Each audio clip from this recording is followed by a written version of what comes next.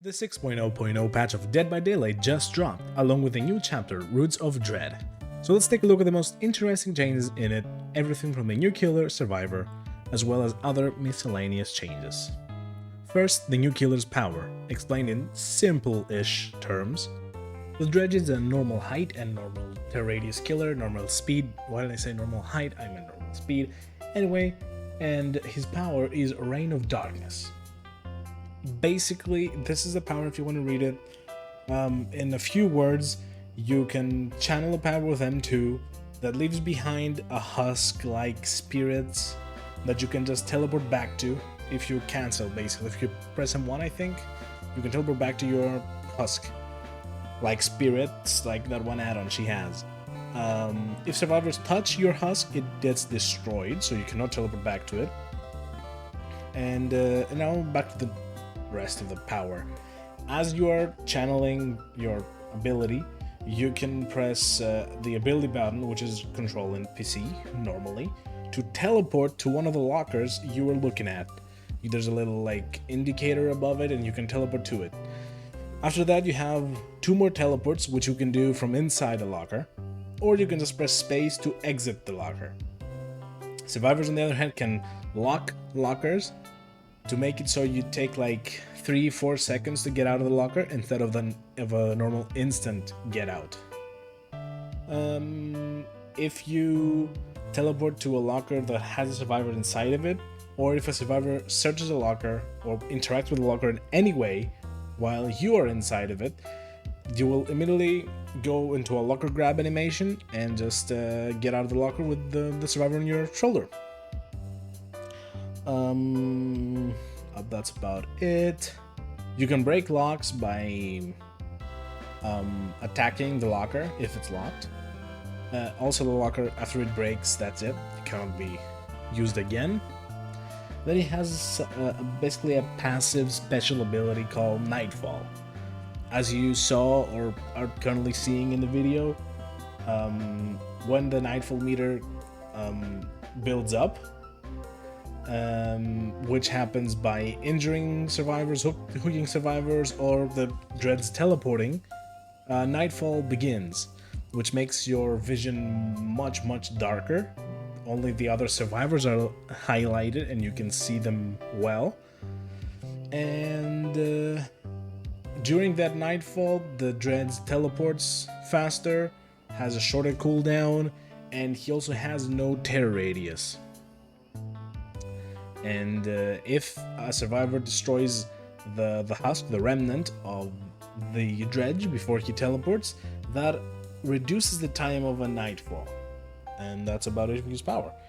Back to the rest of the video. Then we have the new perks added with this chapter. For the first of Dredge's perks, Dissolution, I think that's how it's pronounced, Dissolution maybe, yeah.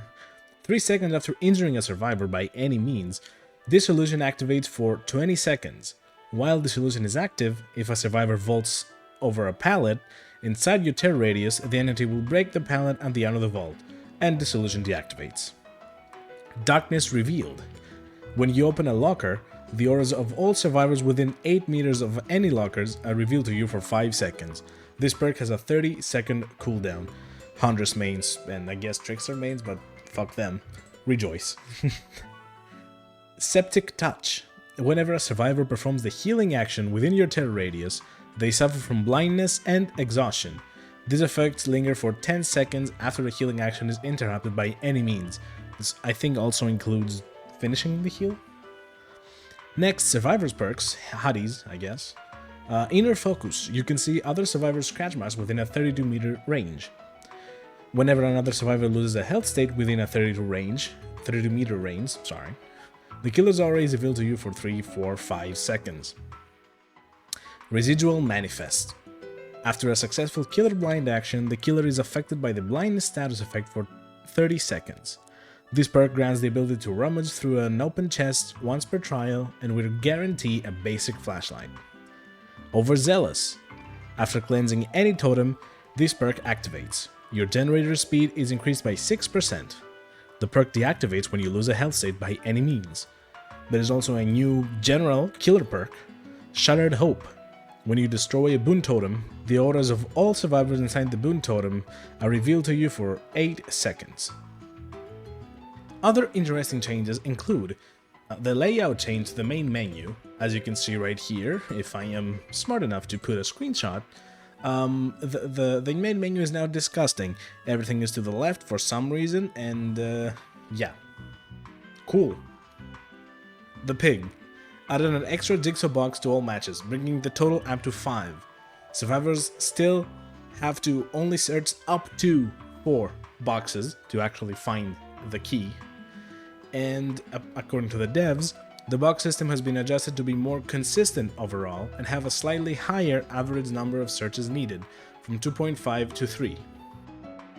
Please note here that according to Almo, a Dead by Daylight developer, on a post he made on the DBD forums, I'll try to find the screenshot and post it. If not, you just have to take my word for it, I guess. There's been a new rework on the traps for pig.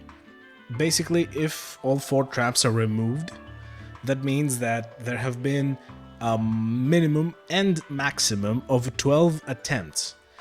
Meaning that if, for example, someone takes 3 chances to take off the trap, another person takes 3, that's 6, another person takes 2, that would be 8, that means that the last person is guaranteed to need to search 4 boxes.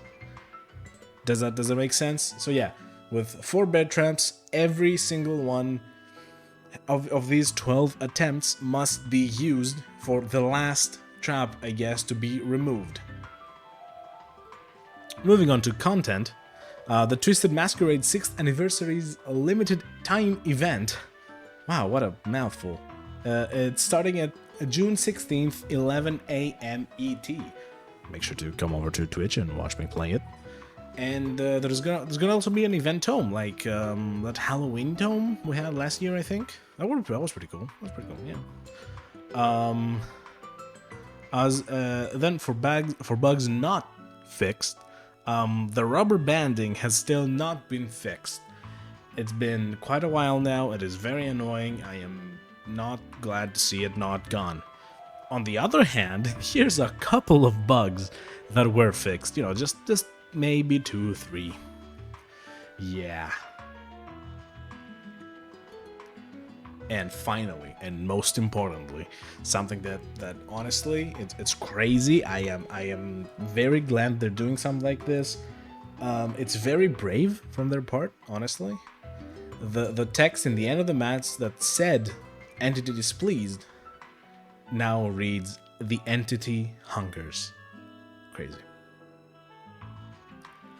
That's all the major changes in this new patch. I have links to the actual patch notes down below for anyone that wants to give them a thorough look. Thank you all for watching, and come check me out on Twitch live every day at 4 PM Eastern European Standard Time. It's a mouthful, EEST for short. Bye!